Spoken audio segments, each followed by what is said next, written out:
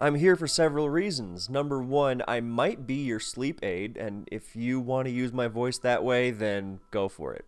Number two, I'm definitely here to remind you that the trailer for my real actual movie drops in May. I gotta keep hammering this point home so you can get excited for it. Get your wallet ready.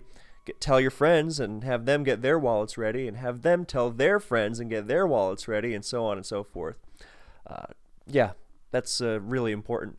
But number three, I'm also here to spill the beans on competitive Pokemon slang, jargon.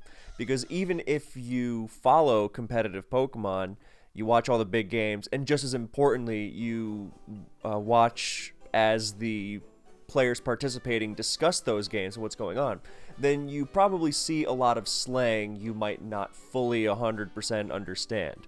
And I already made a video on this subject about double switching, which you can check out if you haven't.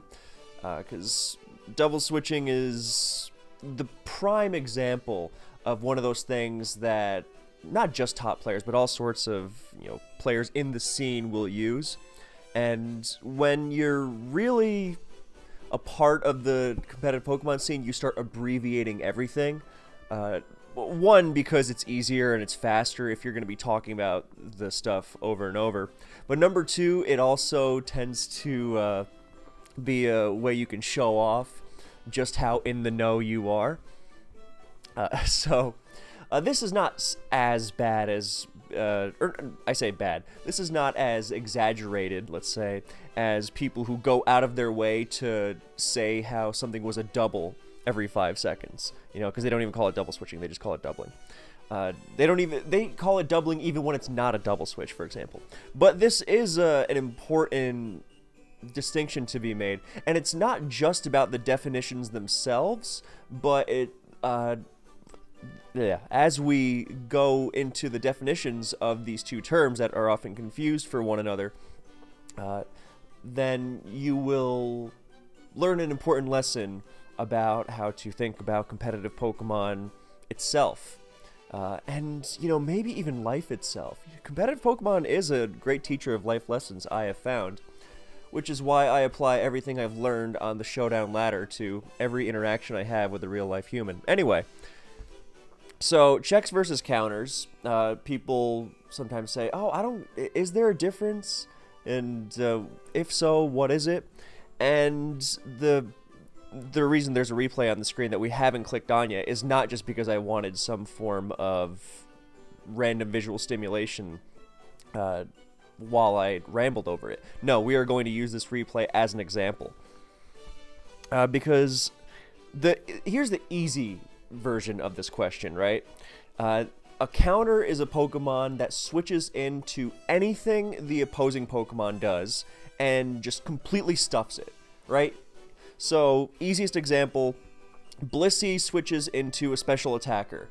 Like, let's say Zapdos, right? And Zapdos and in case you're starting to think of, well, technically, sub-pressure Zapdos can stall out non-toxic Blissey. Like, okay, I know. And matter of fact, we are going to get to that exact point. But I promise I know that not every version of Blissey counters every version of Zapdos. But we have to illustrate the example, right? And I'm preemptively having this argument not just because I argue with myself in my head because I'm going insane, but also because I know that sometimes people get hung up on the fine details of examples, and I want to preemptively stop that in its tracks, especially because we are going to get to it.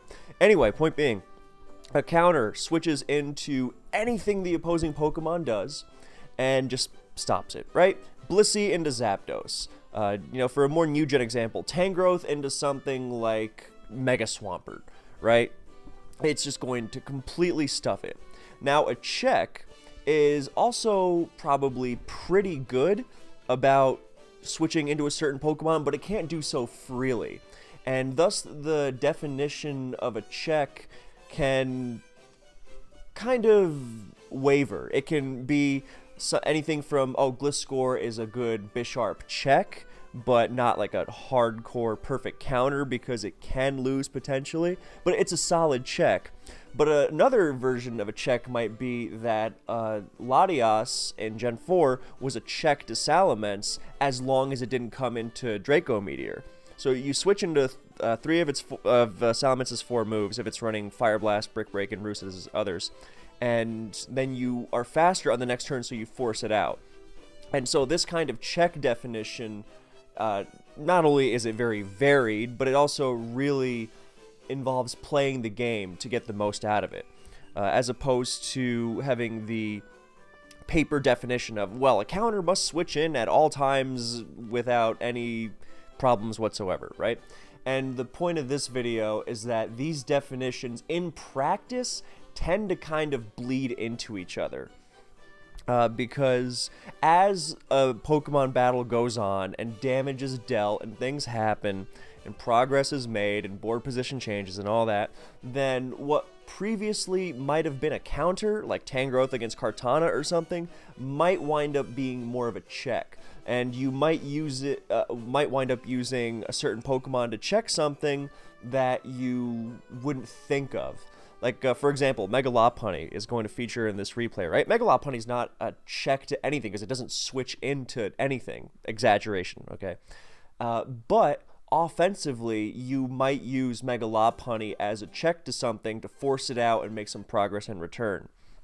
So even a Pokemon that doesn't necessarily have perfect defensive use might wind up seeing some use as a check, right? And that's why I wanted to make this video, because if you just want the definition, then yeah, a counter switches in perfectly and a check does not switch in perfectly, but it can help against certain Pokemon, right? But that definition, just knowing that definition does not give you practical value, right? It's like, okay, well, now I know that, how does that help me? And by looking at how these definitions in practice bleed into each other, then you will be better off overall. And this is why a lot of players who don't play the game very much have a very good theoretical understanding of what is supposed to happen, but then when the chips start falling and, you know, that on paper perfect practice stuff starts falling apart, then they're a deer in headlights. So the counter... I would also mention that, to go back to the, well, technically Zapdos can do so-and-so to Blissey kind of stuff, then that's another thing. That, yes, a counter will perfectly switch into so-and-so Pokemon, but it's not as simple as Blissey always counters Zapdos or whatever, right? Because it might depend on the sets. Like in this battle, we're going to see Tangrowth become a perfect counter to Scizor, because the Scizor doesn't have a bug move. Just, you know, spoiler, I guess. So things like that, whereas you wouldn't think, oh, Tangrowth is a Scizor counter or it's even a check, but depending on the sets, and that is a form of in-game adaptation that, oh, in this battle, my Tangrowth actually counters the Scizor. So that's another really important thing to keep in mind, that it's battle dependent, set dependent, that it's not always that Blissey will always counter Zapdos. It's, oh, well, Blissey, this version of Blissey will handle this version of Zapdos, let's say, to simplify it. You know, Greninja is another great example, in if we're going with Gen 7 stuff, because a lot of versions of Greninja are completely stuffed by one thing, but it's very rare that that one thing will beat all versions of Greninja. Let me put it another way. There's always something that stops some form of Greninja, right? But it's almost very rare. It's almost, I don't even know if there is such a thing, that beats every version of Greninja. You know, because all the special attacking stuff in the world, Chansey stuffs, but then Greninja busts out Z fighting low kick, and then Chansey gets destroyed by that. So, things like that. Whereas, yes, most cases Chansey is going to counter Greninja, except for when you get into a game and it winds up being Z low kick, in which case another Pokemon winds up being your Greninja answer. You know, if you want to skip the definitions entirely, you could just go with answer or response. That's a practical one. And then, you know, since the chips are falling and your Chansey might have been KO'd, then you need to find another check to that Mega Charizard Y. Like, your answer to Mega Charizard Y might be, oh, I better beat it with faster offense now that I don't have a thing to hard counter it anymore, because Chansey does hard counter Mega Charizard Y, but if your Chansey gets removed, then And this is all about what actually playing the game is. So we're not going to deep dive this game. We're just going to use it to illustrate some examples. Lopunny is good because the checks are Scizor and Landorus Therian, and those are not super reliable checks. And I get my top. Nice move, Kev. This game's a few years old, and sometimes I forget that I wasn't always a complete idiot. Stealth Rock, Torn, getting up rocks again on the Heatran. Wonderful. Yeah, okay, so here's a great example. Kyurem Black is one of those Pokemon that is very difficult to hard counter, right? Like, if you don't have a Mega Scizor, and let's just pretend that Kyurem Black won't run HP Fire on Z Freeze Shock sets, right? Because sometimes it can. But unless you have a Mega Scizor, then you are probably getting completely ruined, or like a very, very bulky Magearna like I have here, then you are probably getting completely shattered by Kyurem Black, right? So you are going to be answering it or checking it in other ways. If you can't avoid the KO sometimes, then your response, your answer might be, I'm going to, it's not even as simple as I use this Pokemon or this combination of Pokemon to check this thing. So for the Kyurem Black, like, let's go back to the Salamence and Gen 4 thing. Your response to Salamence might be, I pivot to Heatran on Dragon move, and then I draw the Brick Breaker, the Earthquake, and then I go to my Latios, right? And then I'm able to check it. So in that situation, you have two different Pokemon that can pivot around the threat of the Mence to check it without necessarily losing a Pokemon. It's a risky endeavor, but with Pokemon as strong as Salamence, then you're going to have to do things like that, right? But in newer gens especially, when you've got Pokemon as strong as Kyurem Black and Mega Medicham, then your response plan, or your plan to check them, might not even entail avoiding a KO. It might entail more foresight. You might have to say, I'm going to sacrifice this, and then I'm going to go to my faster offensive Pokemon, let's say Lopunny in this case, and I'm going to claim a KO in response. And that will justify, or that will make up for what I'm, the fact that I have to lose a Pokemon to it because my team can't answer it safely. Because, yeah, Kyurem Black is really difficult to answer safely. So, first of all, you've got that. Now, second of all, you've got the fact that even if you might have a good Kyurem Black answer at the beginning of the game, you might not have one later on. Like, even Mega Scizor is going to struggle to switch in if it gets double switched on with Rocks Up a couple times, for example. So, here I have, pretty much as good as an answer as you can get, which is Magearna. It's not even Z Ice, it's Z Electric, and I live the follow-up Fusion Bolt and get the Pain Split off, so that's great. Now, this is still, as you're not going to get a better answer to Kyurem Black than this, pretty much. Because I even have lefties and Stealth Rock resistance if rocks do happen to be up. Thankfully, they didn't here, because otherwise I wouldn't have been able to take that follow-up Fusion Bolt. I don't know, it might depend on the roll. But point being, now my Magearna is no longer at full health, so that might be a big deal against Weavile.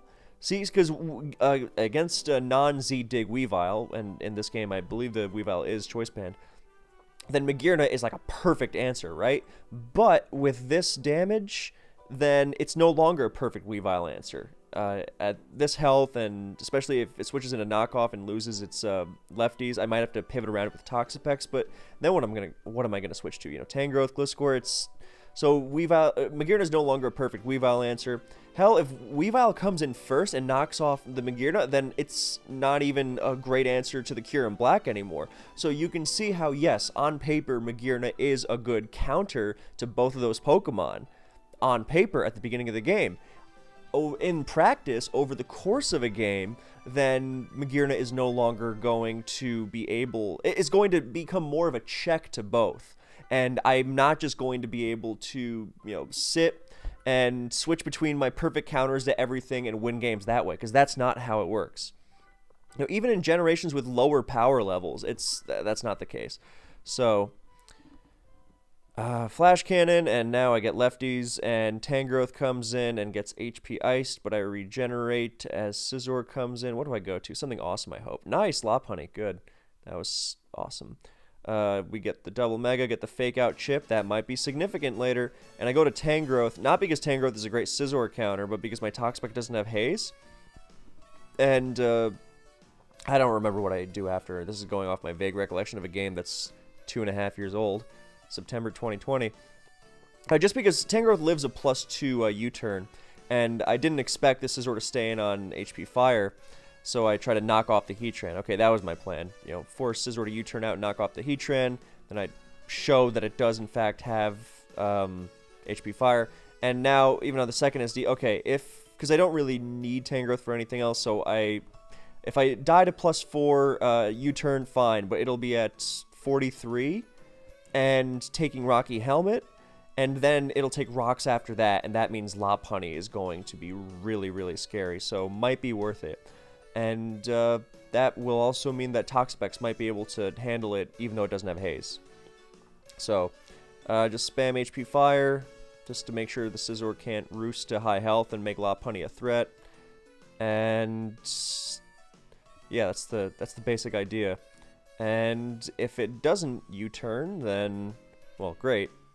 And now the Heatran finally picks up Flash Fire. Gliscor. Now this is an example of a counter. A hard counter. And it's unlikely that it changes because Specially Defensive Gliscor devours standard Specially Defensive Heatran. There's no burns, and it's not afraid of rocks or anything like that. So this is an example of a perfect counter that doesn't change over time, because the damage being dished out is not so big that it affects Gliscor's capability of being a counter. Because that old definition of counter, it tends to be not necessarily a one-time thing in the sense that Blissey will stuff Zapdos over and over again, but you have to update and be flexible. That's the biggest takeaway from this video. You got to be flexible both in your understandings and your definitions and how you apply them, because that's the reason they exist, so they can be applied. So in comes Tapu Fini, which is the worst Gliscor answer ever. And I don't even know why I don't get up rocks again. Oh, to prevent that from happening. Wow, I used to be okay. So I make a groovy move there. I even Volt Switch on the Heatran to go to Gliscor and get rocks. And so I get some lefties on the Magearna, which is nice. Now in comes Weavile, and now see, here's the problem. I'm going to get the rocks, but it's going to knock off and do something stupid. So Toxapex doesn't have Black Sludge. That might be irritating. It's not the end of the world, but it is going to be obnoxious. But probably nothing I won't be able to handle. So here comes Kyurem Black again, and rocks and Magearna. But Magearna's still fine. This was really more to illustrate a point than anything else. He stays in and crits Fusion Bolt on the Flash Cannon. That bites. So, like, even things like this. Like, yeah, you can say, oh, well, it was a crit. But it's like, okay, well, that crit happened, and now my Magearna is no longer a check to so-and-so. So what's my response?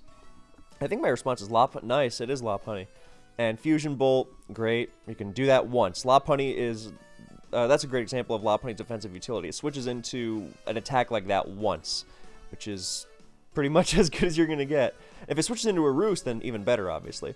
So that goes down, Magearna goes down, just to get lefties, I think. Or, it doesn't go down, it comes in to get lefties. Or just to Volt Switch out of the... Yeah, and to put it into range for Lopunny. Nice. So here comes Heatran on return, going to Gliscor, not risking anything. That was an amazing move. That double to Kyurem Black there. On to... I just realized that double. But that was an example of a double switch. He switched to Kyurem Black, expecting me to go to Gliscor, as opposed to risking high jump kick protect stuff on Tran. That was an amazing move, by the way. That's a great example of foresight and thinking outside the box and all that stuff you want to say. Because to switch Heatran out of Mega Lopunny into Kyurem Black like that, that's incredible. I mean, he's behind. He has to make such moves, but if you're wondering, what's missing from my game, I can't recommend studying that turn enough. That's an amazing example. There are so many top players who wouldn't make that move. Wonderful. So now in comes Toxapex, my so-called check to this thing to threaten it with status, and then I make I go on Fusion Bolt. Oh yeah, I was trying to PP stall Fusion Bolt a little bit because it doesn't actually do that much to Pex. I also thought Fini might come in because that protects Kyurem Black from Toxic and Scald. So in it comes now. Do I go back to... Oh no, I Scald here. But don't I go for T-Spikes here? I should, because T-Spikes go through Misty Terrain. No, I don't. I guess, oh, I go to Torn on what I assume will be Taunt from Fini. And I try to check the Torn with Supersonic Sky Strike. And at least I remove the Scizor with that, instead of Heatran, because that would have been way worse if I Sky Striked into Heatran. So at least Lopunny's really threatening now, but I gotta let Magearna go.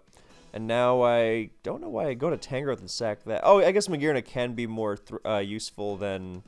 Oh no, I'm drawing Ice Beams and actually... I don't know why I went to Kyurem Black. Oh no, the Fusion Bolt was obvious on Magearna, so I get to burn another Fusion Bolt by going to Tangrowth, and then I draw the Ice Beam for Toxapex, so the KB is... Yeah, 3 Fusion Bolts left only. Wow, that was some nice maneuvering. I'm sorry to keep talking about how well I played in this. It's just I'm used to playing a lot worse. Okay, now I finally T-Spikes because he didn't seem to want to press the issue. And now my ways of checking all these pokes is a lot. Oh no, it's not that T-Spike go through Misty Terrain. See, like, and as soon as I say, oh wow, I'm playing really well, then I have a brain fart like that. But it's not that T-Spikes are go through Misty Terrain. It's that before Tapu Fini sets up the Misty Terrain, it's going to get T-Spiked. So long game, Stealth Rock Weavile comes in on, like, unless its Misty Terrain is already up, of course. Yeah, you gotta set those T-Spikes up when it's not up. But its Misty Terrain is gone now, and I guess there's no taunt there, because now I Toxic it, and now I'm just going to spam T-Spikes. I hope I spam T-Spikes to do something to Weavile and Kyurem Black. Nice. Now Gliscor comes in. Rocks. Yeah, and the end of this game isn't really important. Oh, Misty Terrain's up, and Fini went down to the EQ there. But now Kyurem Black is going to get another KO on Magearna, and so my checking mechanism to it is sacrificing and then going to Mega Lopunny and high jump kicking. So, I don't even. He makes another amazing move, fakes out, and then, this is an even better move, because I'm not afraid of Ice Shard necessarily, because it doesn't KO. Well, I don't think so, anyway. But I don't, I don't know, it might be a roll. So I could just stay in here and go for return, and if I have Quick Attack, then the game's over anyway. But yeah, he makes a pursuit play, and now my Lopunny is dead to rocks, which is absolutely incredible. So really, just hats off to my opponent in this game, who just played absolutely incredibly, and wound up giving this video even more of an educational edge than I originally intended. So now my checking mechanism of the Kyurem is, well, first of all, Misty Terrain is about to run out, thank God. And so just stalling it out with Pex and Gliscor and Revenge, and you have the sacrifice mechanism of Lopunny, but then Revenge killing it with Tornadus. That's pretty much it. So now Weavile comes in and dies to Hazards as I Roost, even though it doesn't really matter because I die to Ice Beam anyway. Oh no, I don't. Oh, he pursues me, so I can't even. So that was another. Good lord, did not take the foot off the gas. So, yeah, that means that Gliscor can't switch into Heatran. It can switch into Heatran Lava Plume with Rocks Up, but it's also afraid of Lava Plume crit. So, yeah, it's better than, thudding into Pex. So, anyway, now at this point it's just Pex trying to stall out Kyurem Black and hoping Tornadus hits its moves. It also only has 2 Fusion Bolts left. Oh, it has Dragon Claw. Amazing recover by me. That was just unbelievable genius. Because he can't roost forever because he's badly poisoned as opposed to regular.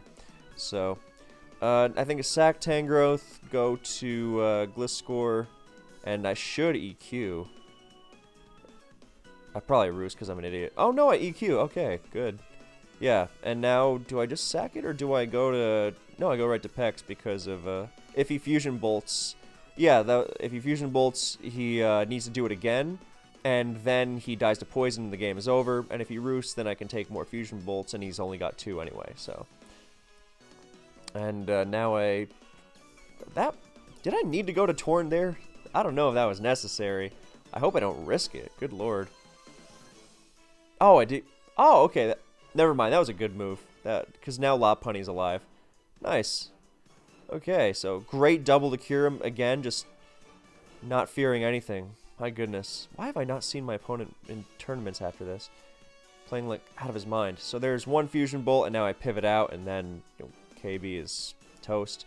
And since my Lopunny is now my checking mechanism for Kyurem, now that rocks are gone, well, not necessarily, because Heatran can get rocks back up, but yeah. But for now. And see, so that is our final lesson. That I can risk Torn more now, since I also have Lopunny as backup for the Kyurem Black, and that's my new way of checking it. So yeah, God, I forgot how great this game was. So thank you for watching. I hope this was informative for you, and I hope you took a lot more from it than just a dictionary definition of checks and counters, because it's very simple on paper, and then in practice it's something else entirely. So thank you, and I will see you in the next one.